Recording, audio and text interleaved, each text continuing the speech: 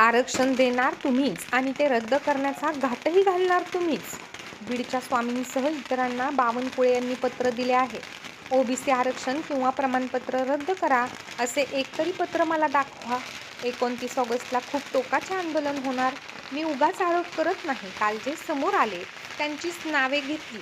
तुम्ही केलेली चूक सुधारा. आम्हाला बोलण्याची गरज पडणार नाही.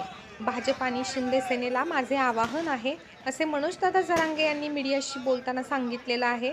ते यापुढे असेही म्हणाले की मी जे केलं ते केलं असंच म्हणतो. मी मराठा समाजाशी प्रामाणिक राहणार आहे, नेते आणि मंत्र्यांशी नाही. तुम्हाला पाडून बदला घ्या.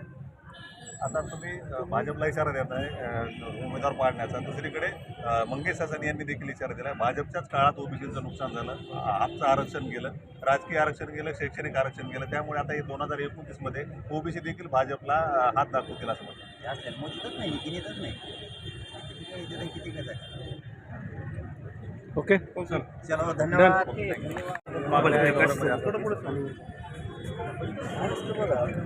आकाश वर घे. सरकारनं जर एखादा प्रामाणिक गोरगरिबासाठी प्रामाणिक राबवलं, त्याच्यात पूर्वनियोजित काही षड्यंत्र करून घट नाही.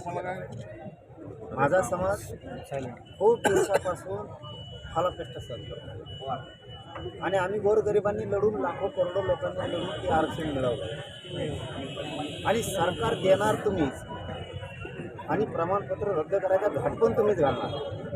एकतर माझा समाज प्रचंड अडचणीत आहे. गोरगरीब शिक्षणापासून वंचित आहेत, नोकऱ्यापासून वंचित आहेत. माझा समाज, समाजाचे सगळे नेतेसुद्धा, सामाजिक राजकीय सगळे संघटनांचे सगळे अभ्यासक, पदाधिकारी, समन्वयक, मराठा सेवक सगळे एकत्र आहेत आणि तुम्ही आरक्षण द्यायला सुरुवात केली आणि रद्द करायला पण तुम्ही सुरुवात केली. इतकं नीचपणाचं वागणूक नसावं. तुमच्या बीडचा स्वामी आणि आणखी तनके ते अरे यांना पत्र दिलंय बावनकुळेंनी. एखाद्या मराठ्याच्या नेत्यानं, मराठ्याच्या मंत्र्यानं 60-70 वर्षाच्या काळात मला दाखवा ओबीसीचं आरक्षण रद्द करा किंवा ओबीसीच्या नोंदी रद्द करा म्हणून एखादं पत्र दिलं. बावनकुळेंनी पत्र काढलंय नोंदी रद्द करा. हे गोरगरीब ओबीसीला तरी मान्य आहे का? तुकड्यावर जगणारे 4-2 सोडून द्या, परंतु गोरगरीब ओबीसीला तरी मान्य आहे का मिळालेलं मराठ्यांचं हक्काचं आरक्षण रद्द करण्यात यावं? म्हणून 29 ऑगस्टला खूप टोकाचं आंदोलन होणार. पाटील